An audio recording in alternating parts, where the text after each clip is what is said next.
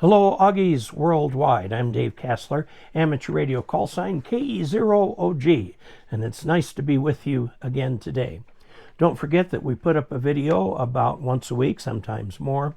We also have a weekly live stream, as well as trying to put up a short every week. So look for all of those.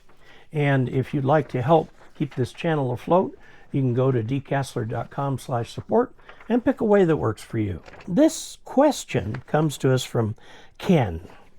He doesn't include a call sign.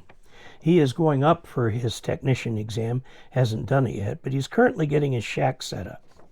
Now, Ken, I love you, but I make a strong recommendation to everybody that they not purchase any equipment, any equipment, until they have passed their test. I have seen too many people invest in equipment and then, for whatever reason, not pass their test. New baby arrives, new job, mother-in-law needs to move in, whatever it may be, and it will stop them in their tracks to do more important things than to go after the ham radio. So I would recommend that to you. But he's currently getting a shack set up. Now, a question concerning the RG213 coax that I'll be using. RG213 coax is about this big, this thick.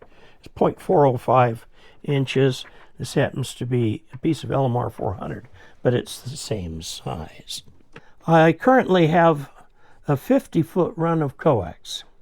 But from antenna to arrestor, lightning arrestor, good man, thanks for picking that up, is only about 25 feet, and the other 25 feet to the transmitter. Can I cut this cable in half and still have a good SWR to the transmitter signal? So the coax would run from the antenna to the arrestor, from the arrestor through the wall to the transmitter, a total of 50 feet. Would cutting this coax present a problem?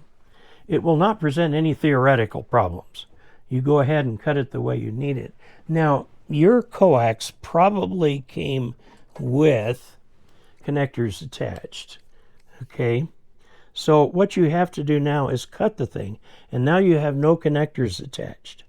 Now, I will tell you from personal experience that soldering a connector to RG213 is an exercise in serious frustration. So you have a couple choices here. One, go buy two 25-foot long pieces of coax that already have the connectors. Two, get crimp-on connectors that you can put on these things. They are designed to be much easier. I have had trouble with crimp-on connectors kind of coming loose after a while. But you'll put the central wire through the connector and solder it there. And then you put a sleeve over the wire mesh that serves as the shield and crimp that down with a proper crimper. Now let me tell you what a proper crimper looks like. This right here is a crimper set that's good for many, many, many things. It's good for crimping all sizes of coax. It's also good for crimping power pole connectors. Okay, that doesn't mean that this was cheap, okay? Now, I would recommend getting your own set if you know you're going to be doing a lot of this. Otherwise, borrowing it from somebody. Now, this has various cutters and strippers and things like that. But the key thing that you need to have is this. This is a serious professional-grade crimper. And it happens to be set up for power poles right at the moment. But we've got different jaw sets that you can put on the thing for different types of connectors and so on. You'd get something like this, and then you've got that sleeve out there, and you'd put that sleeve in there and crimp the bejeebers out of it, okay? And then cover the whole thing with heat shrink tubing or something like that to kind of keep the parts in place. And you'll have a very nice little setup. You'll have to do that twice, once for each end of that. The reason I do not suggest kind of connector that you solder both center and on the edge is because the tolerances are very tight and you have to get that shield just right for that thing to screw down on it. Something I have never been able to do in my 50 years as a ham radio operator. So that's why I suggest the crimp. Probably one of your friends at the Ham Radio Club will have this, or this entire box right here. This thing is available from these people, Quicksilver Radio, and they've got lots of little goodies. Okay, lots and lots and lots of little goodies. Here's your coax connectors and crimp sets, and that one right there is the one that I have. Okay, now let's just check out and see how much we have to pay for something like that. It's this one right here, the Ultimate Crimp Kit. Okay, it's $130. It's $130 for that. Okay, and you can get, believe me, you can get all kinds of accessories.